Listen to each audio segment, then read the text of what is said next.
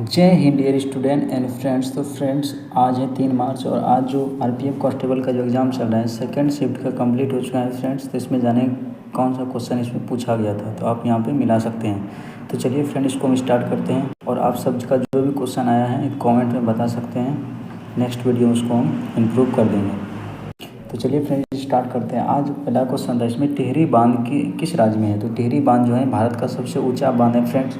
ये उत्तराखंड के गढ़वाल में स्थित है। इसकी जो हाइट है ये 260.5 मीटर है और ये भागीरथी नदी पर बनाया गया है। ठीक है, तो ये ध्यान रखिएगा।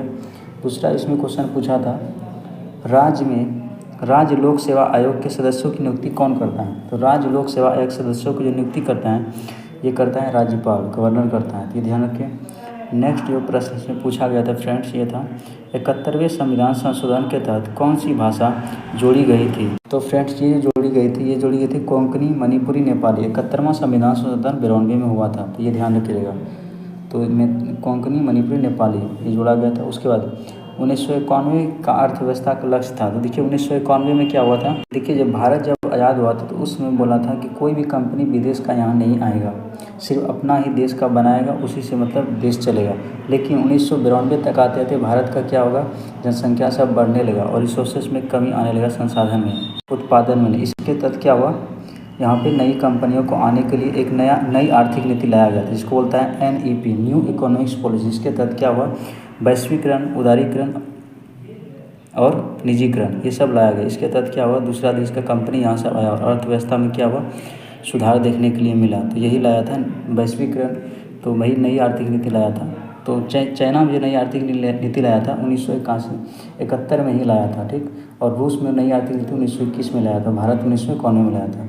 इसीलिए अगर चाइना से पहले अगर भारत में नई आर्थिक नीति आता तो भारत का अर्थव्यवस्था भी सही रहता, क्योंकि उस समय एशिया का मरीज चाइना को बोला जाता। लेकिन अभी इसका अर्थव्यवस्था इतना पावरफुल है कि एशिया का डॉक्टर बन गया है ये, तो ये ध्यान रखिएगा। उसके बाद 1947 में GDP में सर्वाधिक योगदान था। तो GDP होता है ग्रॉस डोमेस्टिक प्रोडक्ट होता है, एक वर्ष के अंतर्गत कोई भी देश कितना भी उत्पादन करता है उसके अंतरिम मौद्रिक उसका जो होता है अधिकतर जो उत्पादन करता है उसी को बोलते हैं GDP में विदेश का भी सामान को इसमें जोड़ दिया जाता है, विदेश से जो आय प्राप्त विदेशी कंपनी जो भारत में रहता है।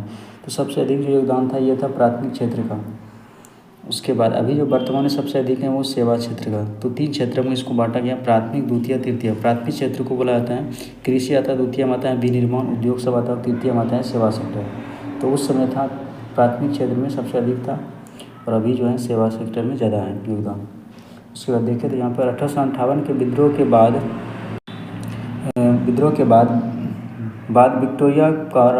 ब्रिटेन का राजकुमारी को महारानी विक्टोरिया की उपाधि कब दी गई।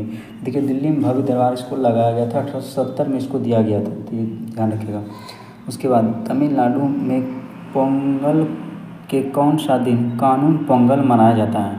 तो देखिए फिर पोंगल जो होता है ये केरल, ओनम होता है केरल में मनाया जाता है और पोंगल ये तमिलनाडु सब में मनाया जाता है। तो ये चौथा दिन जो होता है ये चौथे दिन इसमें कानून पोंगल मनाया जाता है और पहला दिन जो होता है इसको बोलते हैं भोगी पोंगल, तो ये ध्यान रखिएगा। नेक्स्ट है यहाँ सूर्य भगवान को इसमें पूजा किया जाता है पोंगल में, तो ध्यान रखिएगा। तो इसमें नेक्स्ट क्वेश्चन है, अरब सागर में सबसे बड़ा द्वीप कौन सा है। तो सबसे बड़ा द्वीप है ये सुकोत्रा है, ध्यान रखिएगा। नेक्स्ट जो फ्रेंड्स में क्वेश्चन था अनुच्छेद 19 संबंधित है। तो अनुच्छेद 19 में ये होता है 6 प्रकार की स्वतंत्रता दिया गया है, जिसमें संपत्ति का भी था अधिकार लेकिन उसको हटा दिया गया है।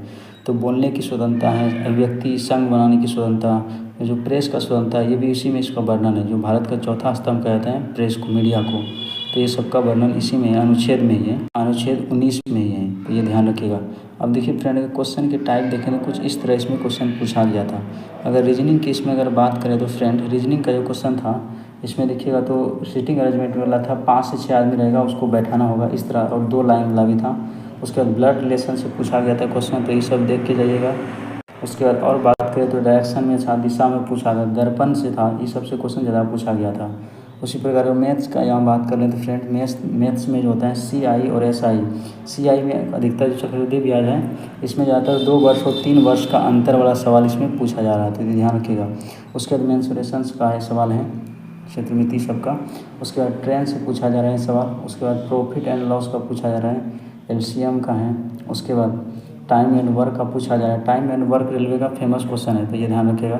उसके बाद देखें तो उसमें टाइम डिस्टेंस का है, ये भी पूछा जाता है। उसके बाद एज निकालने वाला आता है, उससे भी सवाल है। तो कुछ इस प्रकार के इसमें सवाल पूछा जाता है। तो ये सब जो टॉपिक बताएं ये सब पढ़ के जाइए तो इसका स्कोर आपका अच्छा होगा। और अगर कोई क्वेश्चन इसमें छूट गया तो कमेंट में ज़रूर बताइए।